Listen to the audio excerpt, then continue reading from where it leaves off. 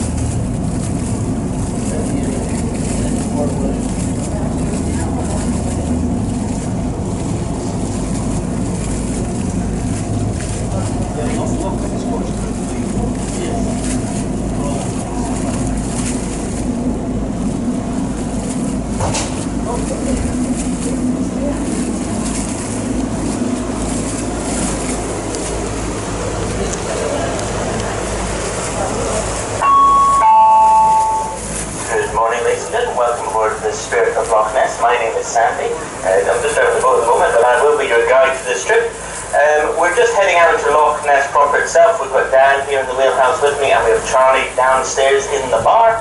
If you have any questions throughout the trip, feel free to ask any member of the crew. We have some pre-recorded commentary that's going to play shortly, but we do have written translations down next to the bar in a multitude of languages, if English is your first language. But the most important thing, folks, is you just sit back, relax, and enjoy your trip. And if you do spot anything, feel free to point it out, and we'll slow down, we'll have a wee look. Okay? Enjoy yourselves.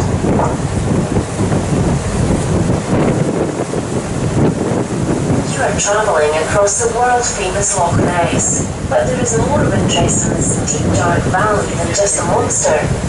Loch Ness is part of the Great Glen of Scotland, a geological fault line which runs from under the North Sea in the northeast to the edge of the Atlantic Shelf in the southwest. It cuts Scotland in two. The rocks which form the Highlands of Scotland were laid down in warm tropical seas far to the south of the equator more than 500 million years ago.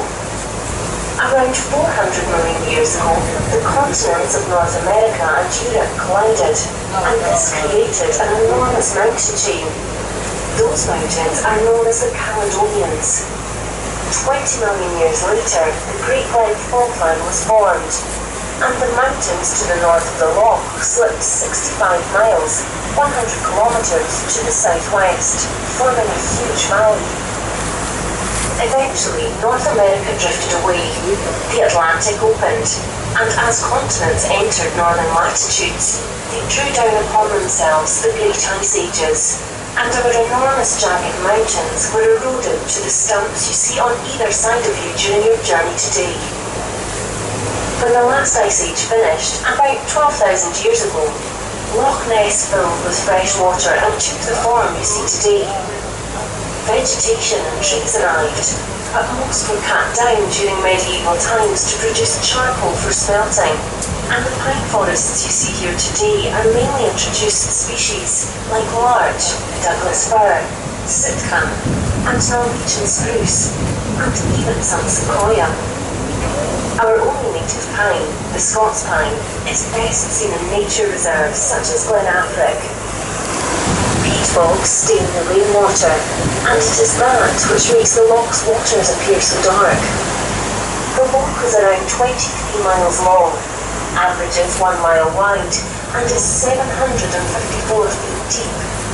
That is 35 kilometres long, 1.5 kilometres wide, and 230 metres deep. You could put the population of the world into Loch Ness more than 3 times over, and it contains more water than all the lakes, rivers and